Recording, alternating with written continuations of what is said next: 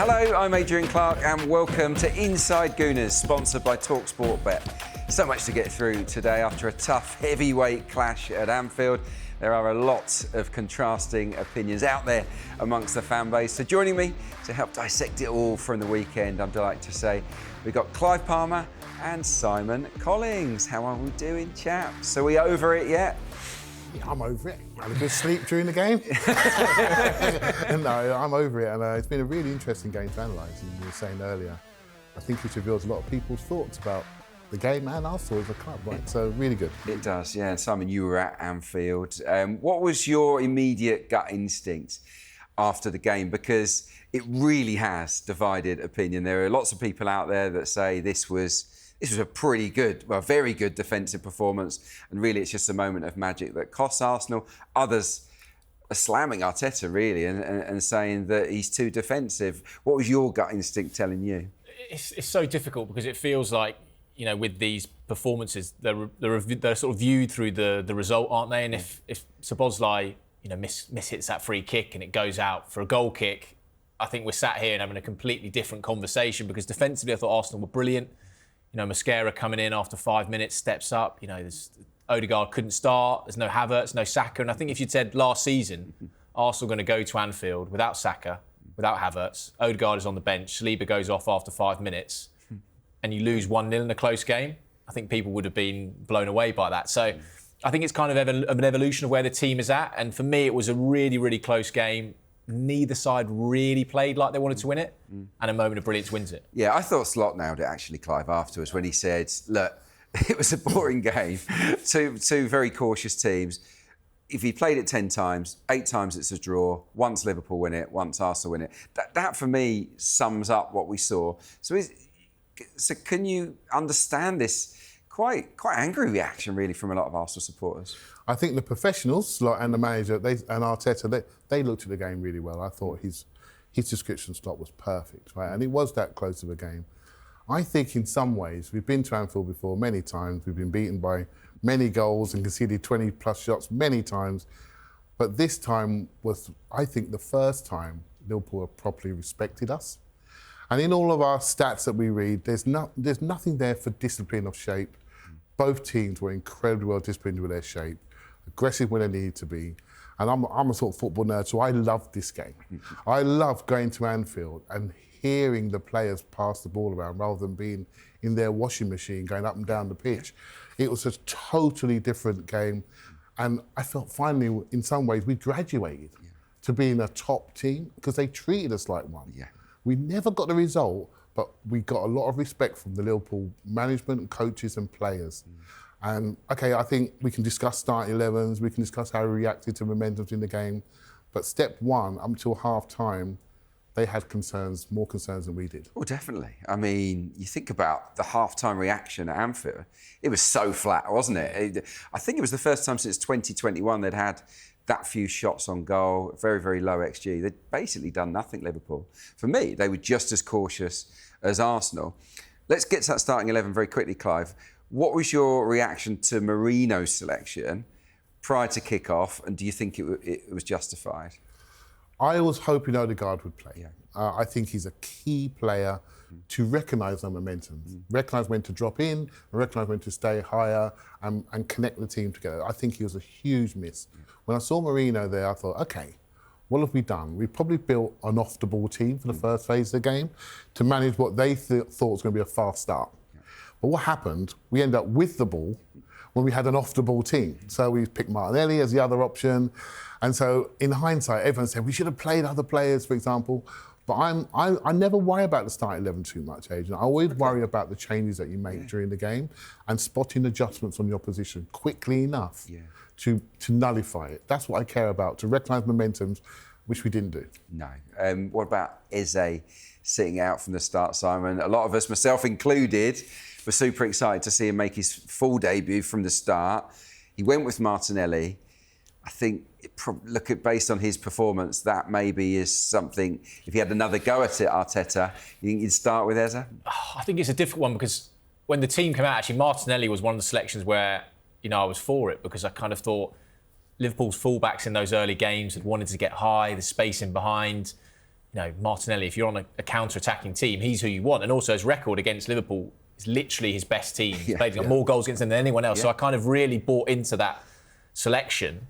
With Eze, it feels like if this game was played in sort of 2-3 weeks' time, I do wonder if he'd be in that team. I think a bit more time settled in. But also, I'm sure we'll come on to it, but the changes and when they were made, I just wonder if that Eze change could have been just a little bit earlier. I kind of felt like Arsenal, for the first hour, were the dominant team. The momentum was shifting.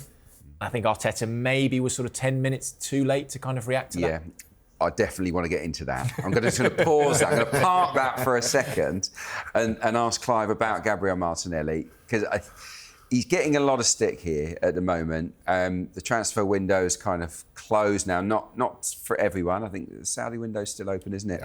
Yeah.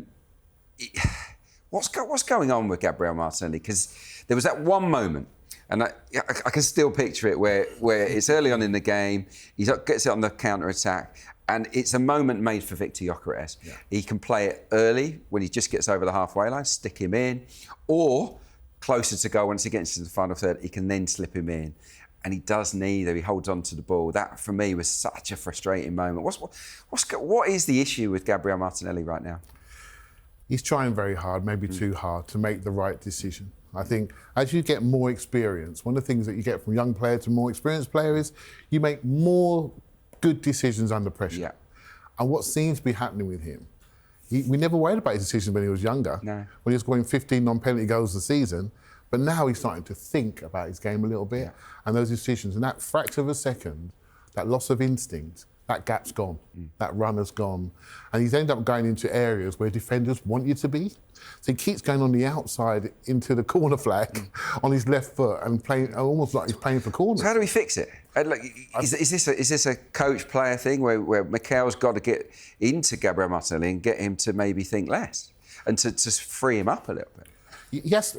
As we become more controlled, when he first came to the team, we were much more of a transitional team. We weren't so same authority at the back, but now we generally push teams back. Yeah. So now he's gone from being an off-the-ball player on the transition and being really exciting to now we want him to be on the ball and dribble people. And I don't think that's his game anymore. That's more of an Eze game or more of a Saka game, who are happy in crowd scenes, can make good decisions under pressure. He needs space. So he needs to say to himself, I'm an off-the-ball player. I need to make more out-to-in runs in behind the centre forward and really travel across the line and maybe force the game to his strengths rather than trying to play a game which is not his strengths. And if he is going to be get the ball to feet, then knock it and go. Play 1-2s and use your speed.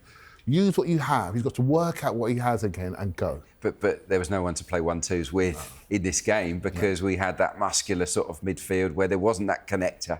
Because Gyökeres is on the shoulder of the defenders. There was no Ødegaard in that hole to bounce those passes off to, or whoever it may be. So, I mean, where does he sit now in the pecking order, Simon? Because I'm looking at it and I'm thinking, well, Ez is probably the first choice.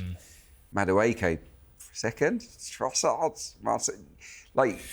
Is he fourth choice? I mean, it's really difficult for him, and I think part of it is kind of confidence based. He looks like a player who's in a bit of a rut, and I think it was interesting in the press conference. Arteta was sort of asked about Martinelli, and could he possibly leave? The window was still open at that point, and he was very categorical about no, he's not going, and also, stressed his importance about the different options he brings, and I think that was quite telling from Arteta to try and sort of lift him.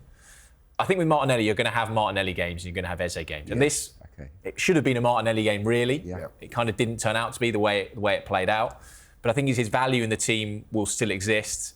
And I'm kind of hopeful that when Gyökeres gets bedded in, we know Gyökeres loves that drift to the left channel.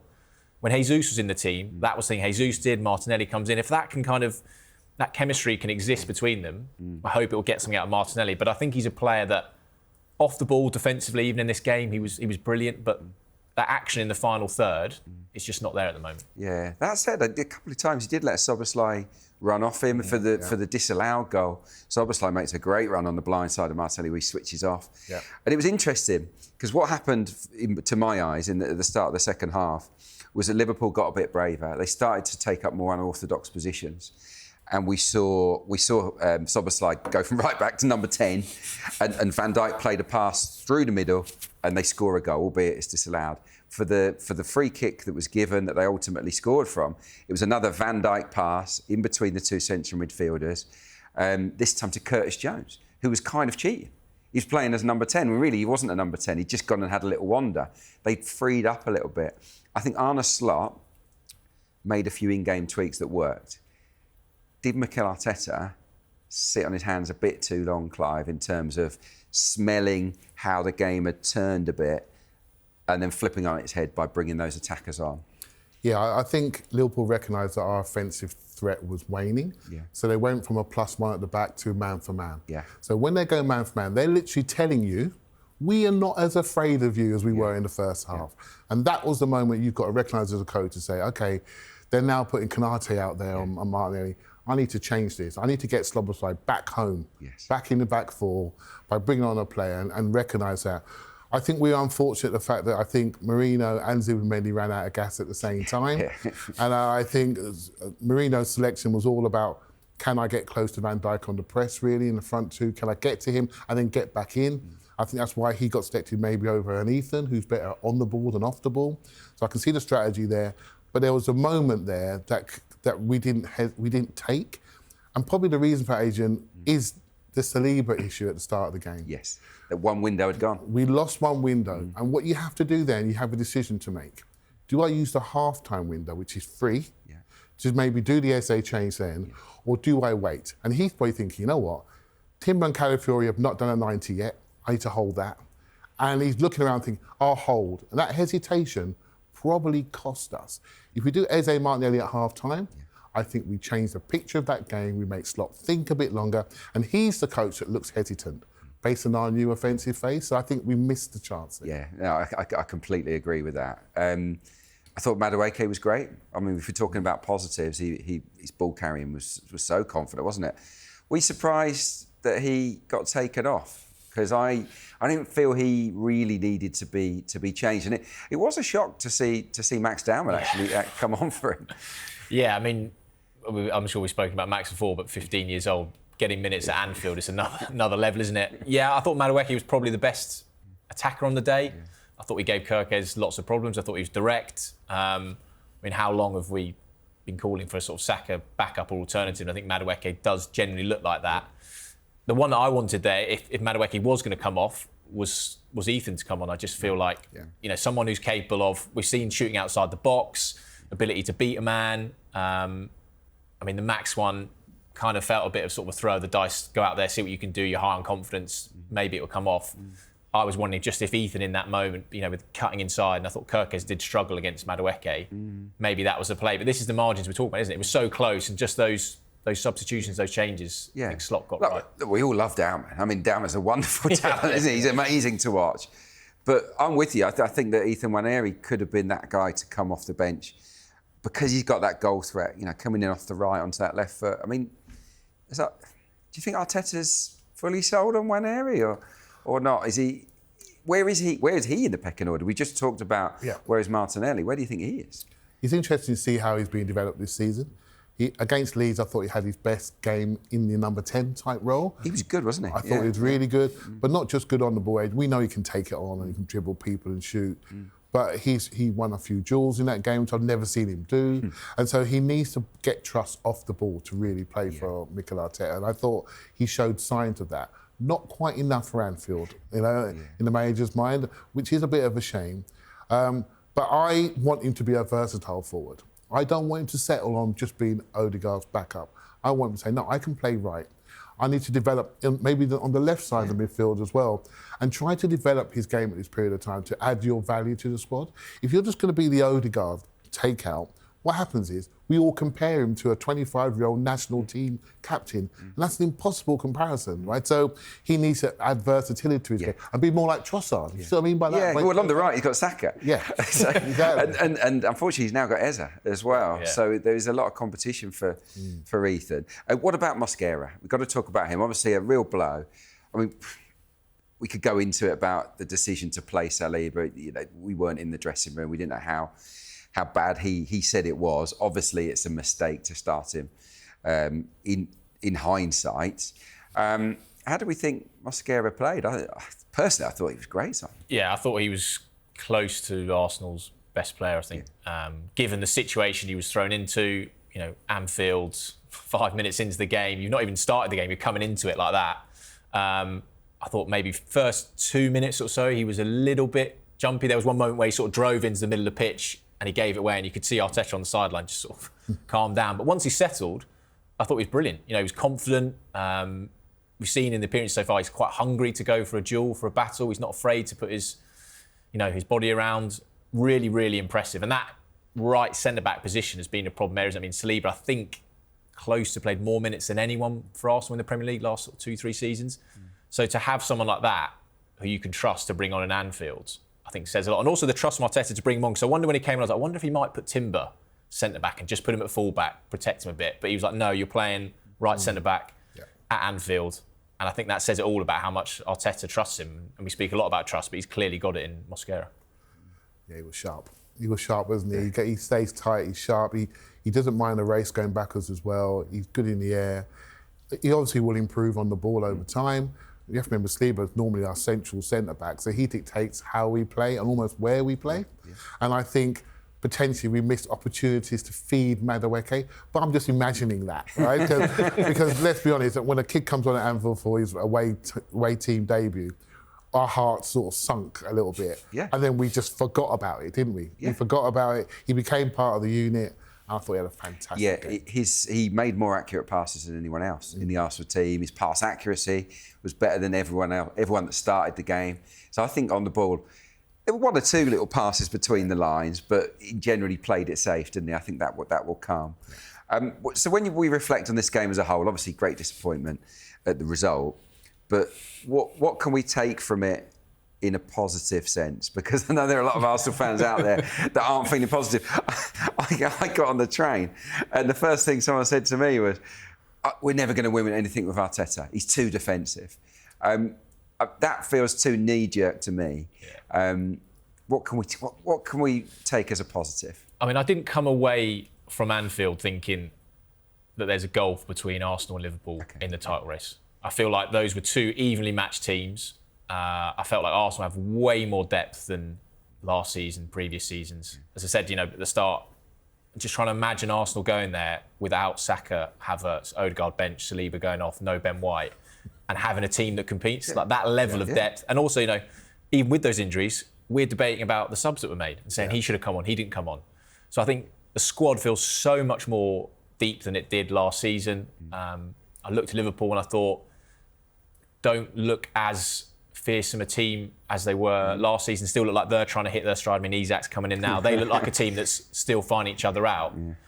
So I think it was a disappointing result, but I didn't come away from that thinking that Arsenal can't win the title. Yeah. Similar, Clive? Yeah, I'm just a bit disappointed that we weren't able to go there with all our tools available. Yes. Because you can see things happening on the pitch and you're thinking, OK, just if Saka starts, just give me that one. Yeah.